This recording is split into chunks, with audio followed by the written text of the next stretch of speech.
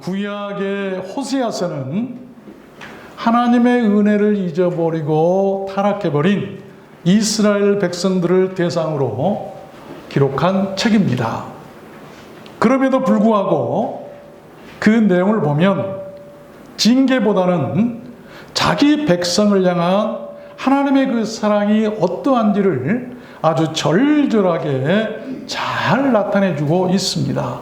그래서 신학자들은 이 구약의 호세아서를 구약 가운데서도 가장 신학적인 책이다라고들 얘기를 합니다. 여러분, 우리가 자식을 기르다 보면 자식들이 잘못하면 한 대 때려주고 싶지만 그렇지 못하는 것이 바로 우리 부모들 마음이에요. 왜 그럴까요? 안타까워해주고 품어주는 것은 내가 낳은 자식이기 때문이에요. 하나님도 그러시는 거예요.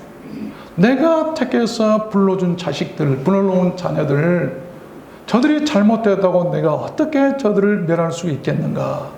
이게 하나님의 사랑인 것을 호세아서에서 잘 가르치고 있다는 것입니다. 하나님은 먼저 호세아 선지자를 부르셔서 창기인 고멜이라고 하는 음탕한 여인을 사랑하게 하시다가 나중에는 결혼까지 하도록 하십니다. 그런데 그런 은혜를 모르는 이 고멜은 다시 나가서 창기 생활에 빠져요. 그래서 하나님은 호세아 선지자를 부르셔서 또 이해할 수 없는 말을 합니다. 전에 창기였던 여자를 사랑하게 하고 그 여자와 결혼하게 하신 것도 이해가 안 되는데 그것을 버리고 은혜를 모르고 또 나가서 창기되어버린 그 여자에 대해서 하나님은 이번에는 그의 몸값까지 돈을 주고 치불하고 다시 찾아서 데려다 네 아내로 삼아라라고 지금 하고 계신 말씀이에요. 이게 호세아서 아닙니까? 여러분, 그 이유가 무엇일까요? 하나님께서 왜 그렇게까지 하실까요? 오직 한 가지 때문이죠. 그것이 무엇입니까? 사랑 때문이에요. 고멜같이 타락해버린 이스라엘 백성을 버리지 않으시고 끝까지 사랑하게 하셨다고 하는 그 하나님의 속마음을 잘 드러내주고 있는 것이 바로 호세아서라는 것입니다. 호세아서는 한마디로 고멜같이 그렇게 음탕하고 타락한 죄인된 우리 인류를 사랑하고 구원코자 하시는 하나님의 사랑 고백이고 황송한 프로포즈가 아닐 수가 없습니다.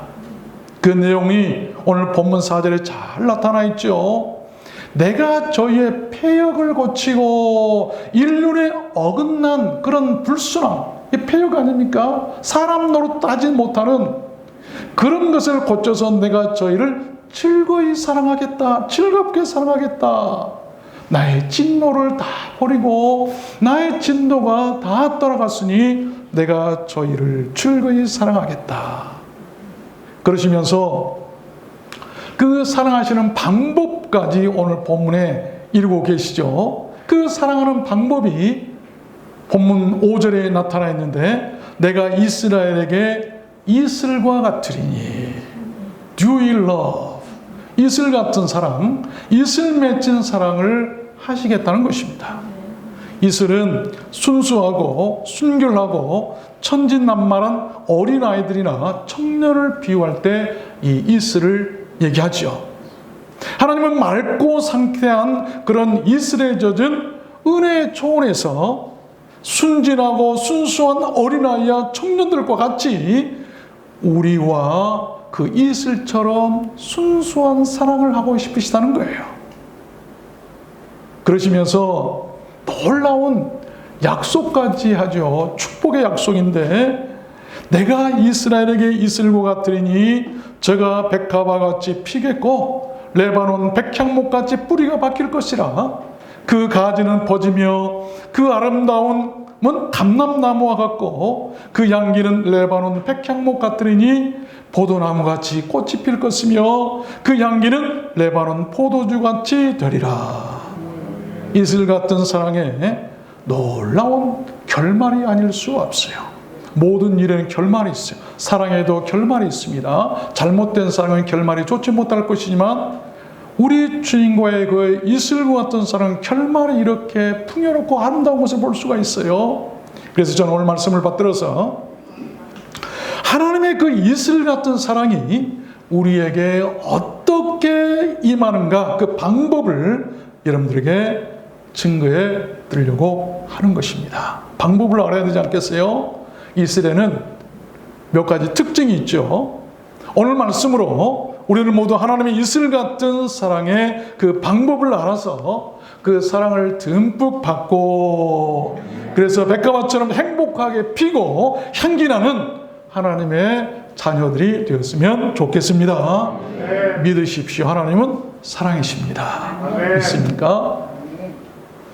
그러면 하나님의 그 이슬 같은 사랑은 우리에게 어떻게 내리는가 방법을 알아야 돼요. 그래야 그 사랑을 알 수 있어요. 느낄 수 있어요. 받을 수 있어요. 방법을 모르고는 우리가 그 사랑을 받을 수가 없어요. 첫 번째가 뭐냐면 everyday, 하나님의 사랑은 이슬처럼 매일 내린다. everyday, 매일 내린다.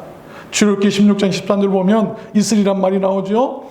저녁에는 메추라기가 와서 진에 덮이고 아침에는 이슬이 진 사면에 있더니 이 이슬이 마른 후에 광야 지면에 작고 둥글며 서리같이 세미한 것이 있는지라 모세가 그들에게 이르되 이는 여호와께서 너에게 주어 먹게 하신 양식이라. 그 거둔 것이 많기도 하고 적기도 하나 많이 거둔 자도 남음이 없고 적게 거둔 자도 부족함이 없이 각기 식량대로 거두었더라. 여기에 하나님의 사랑이 잘 나타나 있습니다. 하나님의 그 이슬과 같은 사랑은 여러분 힘든 광야에서 내려졌어요. 광야에서 하나님의 사랑이 있는 것이죠. 남음도 없고 부족함도 없는 그런 사랑이라고 성경 기록하고 있죠. 매일 그렇게 이슬과 같이 내렸다. 사도행전 7장에 보면 스데반이 설교한 내용이 나오죠. 죽기 전에, 순교하기 전에. 그때 뭐라고 얘기합니까? 광야는 교회다라고요. 광야에 이슬이 내렸다. 광야에 만나가 내렸다. 광야 교회를 얘기하죠. 광야 그 자체가 교회였어요. 요한계시록에서도 교회가 독수리의 날개에 엎여서 광야로 날아가더라. 그 핍박자를 피해서, 마귀를 피해서 교회가 가야 할 곳은 광야고 바로 교회 자체가 광야예요. 이것을 모르면 교회의 본질을 모르는 거예요. 아십시오. 우리가 매일 먹는 양식은 하늘의 이슬이고 하나님의 사랑입니다. 사람은 여러분 무엇으로 살까요? 밥을 먹고 사는 것이죠. 그래야 밥을 먹고 살아요. 그러나 러시아의 대문호 톨스토이는 그의 단편집 사람은 무엇으로 사는가 해서 사람은 사랑으로 산다고 얘기를 해요. 사람에게 물도 중요하고 밥도 중요하고 과일도 중요하고 고기도 중요하지만 그보다 더욱 중요한 것은 사랑이다. 사랑을 먹고 살아야 된다고 하는 것이죠. 하나님은 사랑이신데 우리가 하나님을 먹고 사는 거예요. 하나님의 말씀을 먹고, 말씀이 육신이 돼요. 그 자체가 바로 말씀이고 육신이에요. 하나님의 우리가 말씀을 먹고 살아야 될 줄로 믿습니다. 하나님의 사랑을 먹고 사는 사람, 여러분 날마다 행복하고 배부를 거예요. 부모의 사랑을 먹고 사는 자식들이 날마다 잘되고 형통하다는 것입니다. 요셉의 그 형제들 가운데 보면 요셉이 가장 뛰어난 사람이 되어서 형제들 나중에 다 죽음에서 살리게 되죠. 야곱이 누구를 제일 사랑했습니까? 요셉을 사랑했어요. 부모의 사랑을 입고 사는 자식들이 잘 되더라. 이것은 뭐냐면 여러분 자녀들이 문제가 있고 힘든 것은 부모들이 자식들을 사랑하지 않기 때문이에요. 자식들을 사랑하면 자식들이 잘 되는 거예요. 그게 성경의 약속이에요. 자식들을 사랑하시길 바랍니다. 그래서 하나님께서 그의 자녀들이 잘되기 원하여서 그렇게 죄를 짓고 음탕한 고멜과 같은 백성들이라 한달지라도 사랑하시겠다고 하는 거예요. 다시 사랑하시겠다고 하는 거예요. 여러분 자식들이 홍기를 찾는데 한 사람을 데리고 왔는데 창기를 데리고 왔다 생각해 보세요. 부모가 허락하겠어요? 하나님은요 그걸 극복하시는 거예요. 그래, 사랑이다. 사랑이 있으면 그 사람도 사랑할 수 있다고 하는 이 하나님을 사랑해야 돼. 그래야 구원이 이루어지는 것이죠. 여러분, 하나님의 이슬은 쓰레기 더미에서도 버려진 땅에서도 동일하게 내린 것을 볼 수가 있어요. 쓰레기 더미에서도 꽃이 피고 버려진 땅에서도 풀이 자라죠. 메마른 사막에도 곤충이 삽니다. 사막에서 곤충들이 살 수 있는 것은 아침이면 그들이 밖으로 나와서 내리는 이슬을 먹고 수분을 유지하기 때문에 살 수가 있다고 하는 것입니다. 하나님의 은혜는 먼 옛날 이스라엘 사람들, 유대인들, 특별히 바리새인들이 자기만 의롭다 하고 자기 기준에 못 미치는 사람들, 소외된 사람들, 어려운 사람들은 배척했던 그런 것이 하나님의 사랑이 아니에요. 하나님의 사랑은 쓰레기 더미에도 임하고 마른 땅에도 사막에도 임한다는 것을 아시길 바랍니다. 창세기 27장 보니까요, 하나님은 하늘의 이슬과 땅의 기름짐이여 풍성한 곡식과 포도주로 네게 주시기를 원하노라. 풍성한 곡식이나 포도주를 이슬에 비유하고 있는 것을 볼 수가 있어요. 사랑으로 그렇게 하시겠다고 하는 거예요. 신명기 33장에도 보면 그 땅이 여호와의 복을 받아서 하늘의 보물인 이슬과 야곱의 샘은 곡식과 새 포도주의 땅에 있나니 곧 그의 하늘이 이슬을 내리는 곳에로다. 하나님의 이슬이 내리는 곳에 바로 샘과 곡식과 새 포도주가 풍성하더라. 하나님의 은혜가 내리는 곳, 하나님의 사랑이 내리는 곳, 그것이 바로 복이라고 말씀하고 있고 여호와의 복이라고 말씀하고 있고 그것이 하늘의 보물이라고 말씀하고 있는 거예요. 하늘에서 내리는 하나님의 이슬과 같은 사랑, 그 은혜가 보물이라고 하는 것입니다. 오늘 양수기를 거두지 못했으면 여러분 내일 거두면 됩니다. 올해 거두지 못했으면 내년에 거두면 되는 거예요. 하나님의 은혜는 매일매일 내리고 있고 올해도 내년에도 쉼없이 내릴 것입니다. 이게 하나님의 사랑이에요. 그렇지 않겠어요? 매일 내리는 하나님의 사랑, 여러분 매일 기도하고 우리가 매일 찬송하고 매일 말씀을 보십시오. 하나님의 사랑은 그렇게 기도 가운데서, 찬송 가운데서, 말씀 가운데서 우리들 심령 가운데, 우리들 삶 가운데 이슬처럼 내리기 때문입니다. 그러한 하나님의 은혜가 여러분에게 임하기를 축원합니다. 두 번째입니다. 하나님의 이슬 같은 사랑은 또한 어떻게 내리는가? 두 번째는 이 silently, 아주 소리 없이 내리는 것이 하나님의 이슬이에요. 사무엘하 17장 12절을 보면 우리가 그 만날 만한 곳에서 저를 엄습하기를 이슬이 땅에 내림같이 저의 위에 덮여라고 하는 말씀이 나와요. 이 말씀이 뭐냐면 이슬이 내리는 방법인데 마치 전쟁하는 사람들이 밤에 적군을 습격할 때 소리내고 습격할까요? 소리 없이 침투하듯이 하나님의 사랑은 이슬처럼 소리 없이 우리 가운데 침투에 들어오신다. 그러다가 온 땅을 덮어버린 것처럼 우리의 모든 어려운 아픔들을 덮어버리신다. 소낙비는 요란하고 소란스럽죠. 그래서 사람들이 소낙비가 오면 피해요. 그러나 이슬은 세미하고 조용합니다. 그래서 이슬비가 오면 다 맞지 않습니까? 이슬에 어쩌는 줄 모른다고 하는 말처럼 겉으로 보기에는 아무 표시도 나지 않습니다만 그러나 옷을 젖게 하고 나중에 땅을 젖게 하고 땅을 덮어버리는 것이 보이지 않게 내리는 하나님의 이슬이라고 하는 것입니다. 이슬은 아무도 보지 않는 밤에 소리 없이 내리잖아요. 하나님의 임하심도 그래요. 하나님의 임하심은, 하나님의 사랑은 눈에 보이게 요란하거나 결코 소란스럽지 않습니다. 내가 느끼지 못하거나 내가 모르는 사이에도 소리 없이 이슬처럼 내리고 있다는 것을 여러분 아시길 바랍니다. 내 눈에 보이지 않지만 그러나 분명히 하나님의 사랑은 내게 임하고 있어요. 그것을 우리가 알아야 돼요. 열왕기상 19장에 보면 이런 말씀이 나오죠. 엘리야가 자기를 죽이려고 하는 이세벨이 무서워서 도망쳐서 광야 굴에 숨어 있을 때 하나님께서 이 엘리야를 찾아오시는 그런 말씀이 나오죠. 여호와께서 가라사대 너는 나가서 산에 섰으라 하시더니 여호와께서 지나가시는데 크고 강한 바람이 산을 가르고 바위를 부수나 바람 가운데 여호와께서 계시지 아니하며 바람 후에 지진이 있으나 지진 가운데도 여호와께서 계시지 아니하며 또 지진 후에 불이 있으나 불 가운데도 여호와께서 계시지 아니하더니 불 후에 세미한 소리, 이 gentle whisper, 아주 온화하고 친절하고 정답고 평온하고 인격적으로 속삭이는 소리, 귓속말 같은 거, 소곤소곤한 얘기, 마치 밀담하는 그런 소리와 같이 하나님께서 엘리야에게 찾아오셨다라고 하는 말씀이에요. 여러분, 신비주의, 눈에 보이는 것 대단한 것 같지만 하나님은 그런 분이 아니세요.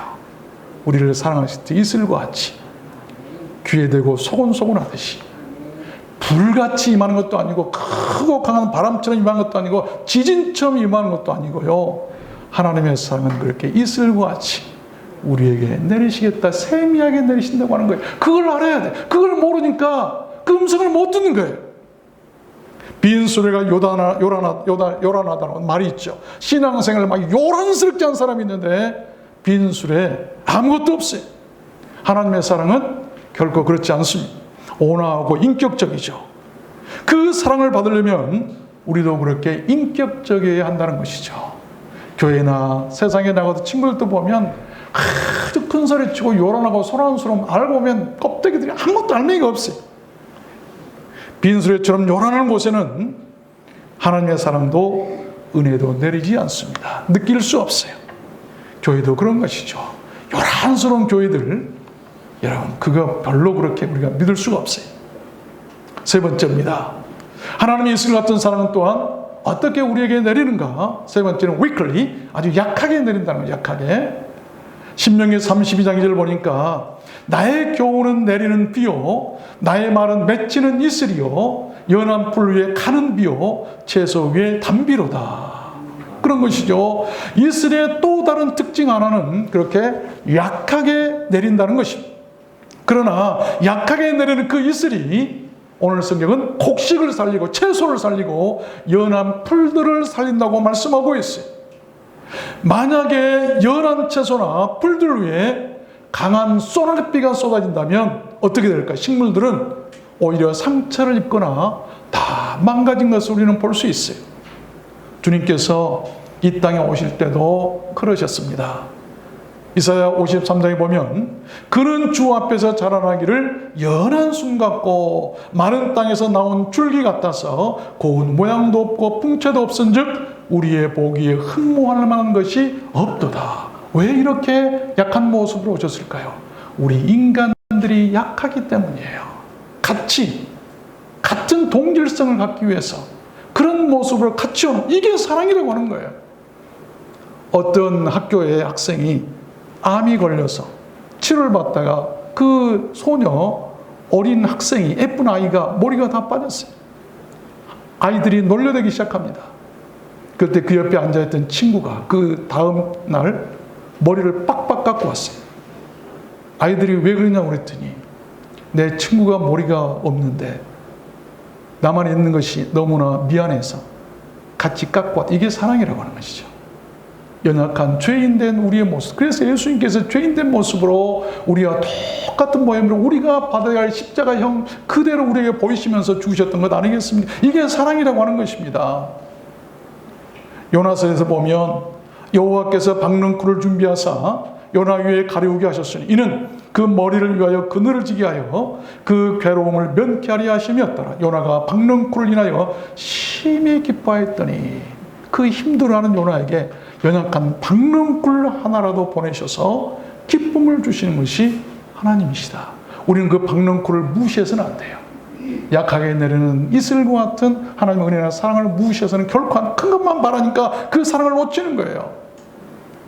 고린도전서 11장에도 보면 너희가 하나님의 교회를 업신여고 빈궁한 자들, 연약한 자들을 부끄럽게 하느냐? 내가 이것으로 너희를 칭찬하지 않노라. 바울 사도가 엄격히 말했어요. 교회에 연약하다고 무시하고 또 교회에 빈궁한 자들, 가난한 자들, 약한 자들이 있다고 무시하는 것 결코 내가 용납하지 않겠다고 하는 무서운 말씀. 하나님께서는 약한 교회들을 사랑하십니다. 약한 것들을 보호하시는 거예요. 여러분 교회 약하다고 무시하지 마세요. 하나님께서 사랑하고 계세요. 나중에 하나님께서 그들을 위로하실 것입니다. 하나님의 사랑이 약한 것처럼 느껴지고 때로는 눈에 보이지 않는 것 같아도 낙심하지 마십시오. 사랑은 언제든지 있는 것이고 하나님의 사랑은 감당할 수 있는 사람에게 감당할 수 있는 만큼 주세요. 바울 사도에게 네 은혜가 네게 족하다. 너는 그 정도면 됐어. 또 우리가 출애굽기 33장에 보면 나는 은혜 줄 자에게 은혜를 주고 긍휼을 베풀 자에게 긍휼을 주신다. 그 사랑을 아는 자에게 주시겠다고 하는 것이. 그럼 우리가 약해져야 돼. 하나님, 나는 연약한 사람입니다. 나 연약한 사람 어디서 살 수도 없고 힘들어요, 어려워요 라고 약해지면 하나님께서 약한 이슬처럼 찾아오실 거예요. 그때 하나님을 만나게 되는 것이. 잠언 19장에서도 보면 그의 은택은 풀 위에 이슬 같도다. 풀 위에 이슬이 얼마나 약하게 내린 하나님의 사랑이 우리에게 임하는 방법. 마지막 네 번째입니다. 하나님의 이슬 같은 사랑이 어떻게 우리에게 내리는가? 이 with fans, 수고롭게 내린다. 수고롭게 내린다. 욥기 38장 28절 보면 비가 아비가 있느냐? 이슬방울은 누가 낳았느냐? 이슬방울을 얘기했을 때면 마치 어머니가 부모가 자식을 낳는 그 산고의 고통을 통해서 이슬방울을 말하고 있어요.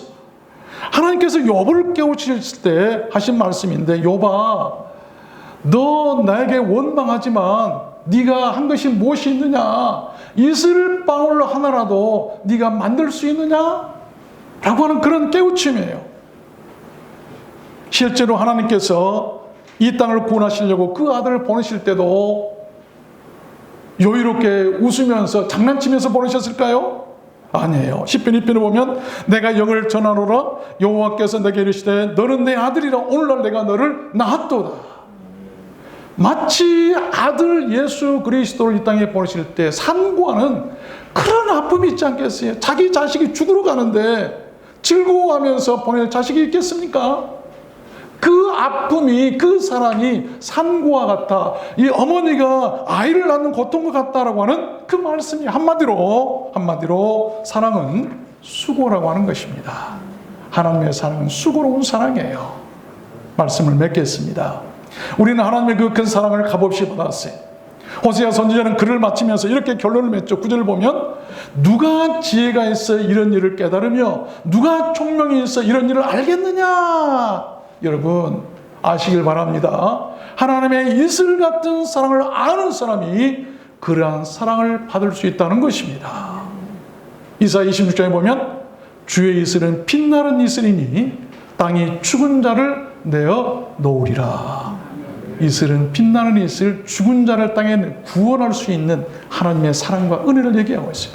죽은 자를 땅에 내놓는다. 나중에 죽은 자들 땅에서 부활할 수 있게 하시는 것은 하나님의 사랑이고 그것이 하나님의 은혜라고 하는 것입니다. 이게 우리 기독교예요. 스가랴서도 보면 하늘은 이슬을 내리리니 내가 이 남은 백성으로 이 모든 것을 누리게 하리라. 이제는 내가 너희를 구원하여 너희로 축복이 되게 하리니 두려움할지니라 손을 견고히 할지니라. 이슬은 축복이 된다는 것을 말씀하고 있어요. 우리가 잘 아는 유대인지에서 미드라시에 보면 이런 얘기가 나오죠. 다윗 왕이 하루는 자기 신하를 불러다가 반지 하나를 만들어라. 그리고 그 반지에다가 내가 전쟁에서 이기면 우쭐해서 교만할 때 교만하지 않게 하고 내가 또 병들거나 아프고 사업이 안 되고 어렵고 힘든 일이 있을 때 낙심하지 않을 그런 말을 하나 새겨가지고 오너라. 그런데 이 신하가 아무리 생각해봐도 그 말이 떠오르잖아요. 그래서 자기 아들 솔로몬에게 가서 얘기하죠. 여차 했다니 그 솔로몬이 얘기합니다. 그래요, 내가 말씀해 드리죠. 그래서 솔로몬이 하는 말이 This to serve pass, 이 또한 지나가리라. 다윗이 이것을 보고 너무 좋았어요. 아, 그렇구나. 좋은 것도 금방 지나가고 또 아프고 슬프고 고통도 금방 지나간다. 참고 인내해라. 그래서 다윗이 끝까지 이겼다는 것 아니겠어요? 우리가 잘 아는 대로 유대인들이 나치 그 학살을 당했을 때 그 수용소 벽에다 바로 이 말을 써놨다. 이 또한 지나가리라. 이 고통이 지나갈 것이라고 하는 그 말을 붙잡고 이겨냈다고 하는 것 아니겠습니까? 여러분, 좋은 것도 나쁜 것도 다 지나갑니다. 우리들 인생도 마찬가지예요. 좋은 사람이든 나쁜 사람이든 언젠가 이 세상을 다 떠나게 돼요. 떠날 때 여러분 무엇을 안고 가고 싶으십니까? 저는 그래서 나는 세상을 떠날 때 무엇을 안고 갈 것인가? 돈 한 푼 가지고 가지 못하지 뭐 아무것도 가지고 갈 수 있는 딱 한 가지 있더라고요. 그게 뭔고 하니? 추억이에요. 내가 예수 믿으면서 하나님과 나누었던 추억, 사랑의 추억, 성도들과 나누었던 그 사랑의 추억, 이것을 안고 가고 싶어요. 그렇잖아요? 이건 안고 갈 수 있어요. 비록 우리가 참 어리석고 보잘것없고 아무것도 가지고 갈 수 없는 그런 사람들이지만 아름다운 추억을 안고 가는 사람이 되었으면 좋겠어요. 우리 두란노 소원교회가 그랬으면 좋겠습니다. 사랑의 예술이 날마다 내리는 그런 사랑의 추억이 있는 교회였으면 좋겠어요. 하나님의 사랑만 있으면 무엇이든지 할 수가 있어요. 우리가 그날 주님 앞에 갈 때 좋은 추억들을 많이 안고 갔으면 좋겠습니다. 주님 앞에 갈 때 주님, 나의 사랑은 작고 어려운 두란노 소원교회라는 작은 개척교회를 사랑하고 섬기다 왔어요. 부자들과 사랑하는 것이 아니라 또 작은 개척교회에 충성하며 예수고 수고하다 왔어요. 그런 추억을 안고 갈 때 행복할 것입니다. 그것이 행복하는 게 죽을 때 행복할 수 있는 그런 아름다운 추억이 있는 여러분 되시기를 주님의 이름으로 축원합니다. 우리 찬송하도록 할까요? 탕자처럼.